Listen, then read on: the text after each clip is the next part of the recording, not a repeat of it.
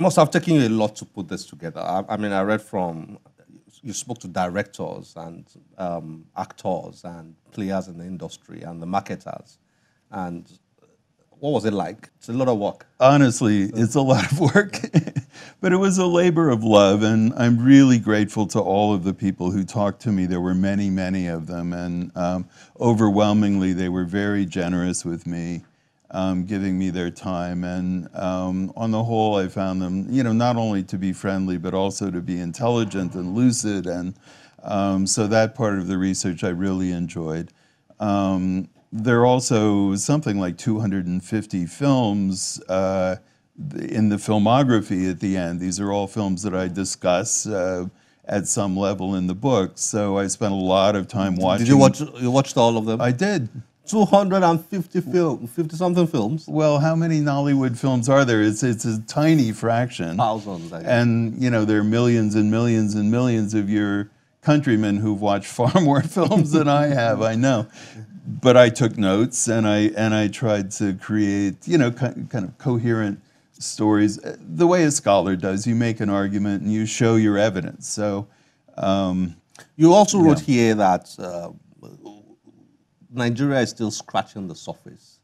I mean, with Nollywood here, and many of the problems around Nollywood are what you might call self-inflicted problems in terms of the way the piracy policies and a whole lot of things. I got that impression while reading it, but I couldn't help but agree. There was a time I visited Freetown, and my host then said, "Look, if you had come here a few days before now, I would have taken you to the National Stadium, Freetown." I said, "What happened?" He said, "The whole place was jam-packed." I said, "What happened? Why?"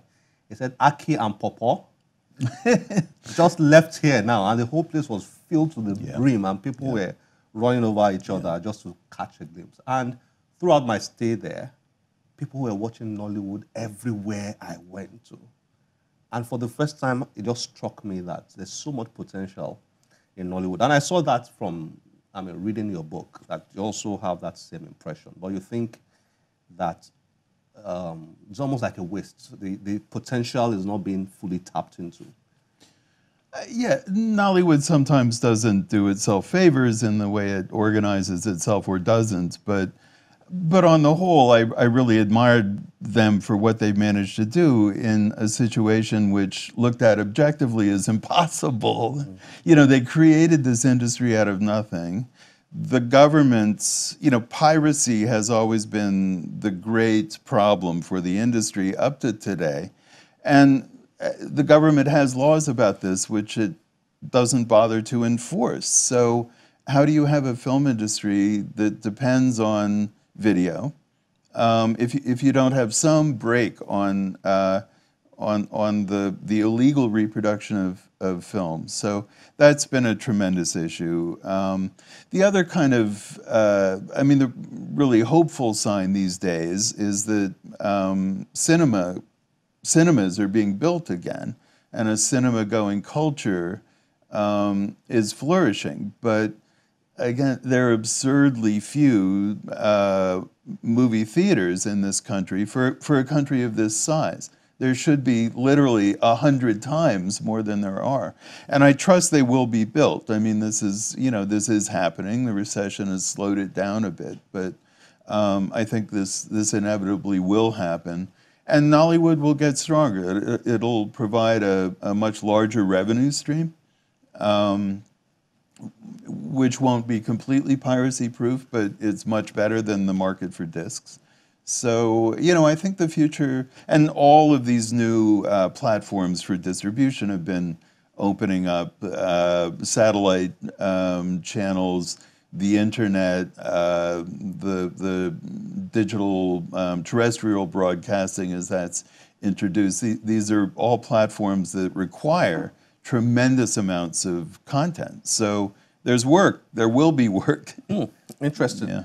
You wrote here that you said Nigeria is reckless with its history. Why did you say so?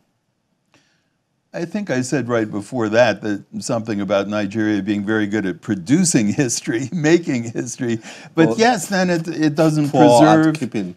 It doesn't preserve the history that it's made, And that must have been a challenge for you, I mean, while you were putting this together, right? yeah, I mean, In I terms was of references and so on. yes, although you know, it was my great good fortune to have spent a lot of time here, and I keep coming back, and I would, you know, go home with a Ghana Must Go bag full of video cassettes. So I sort of acquired my own library of films, but people look at my book and say, oh, so, you know, they get that Glamour Girls is a very important film, but how will they see it? They can't. So, you know, the films were made on videotape, which decays. It's those films are, you know, packing up. And VCDs are also, you know, that's not a stable technology. So we're really in an emergency situation of preserving the original films and also preserving the memories of the people who made them. So I really think people's attention needs to be turned to this soon. Unfortunately, we're out of time. But very quickly, you've watched so many Nollywood movies, you've done researches, you've written a great book, and you've spent so many years, you know, studying Nollywood. Which is your favorite, and who is your favorite Nollywood actor? Actor. Oh, you know, I don't. I'm putting you in a box here. You are. You are. That's not a fair question I know because anything I say will get me into trouble. I know it's not a fair question. The other night, you know, I really like, just among the current crop, Taxi Driver, Oko Eshewo, I think is a really brilliant film by a brilliant director, Daniel Oriahi, and there's the central actor, well, both of them, Femi Jacobs and also Ijeoma Grace Agu are both really, really fine actors. Yeah. Great. Thank you, Professor. Thanks for joining us on Channels Book Club.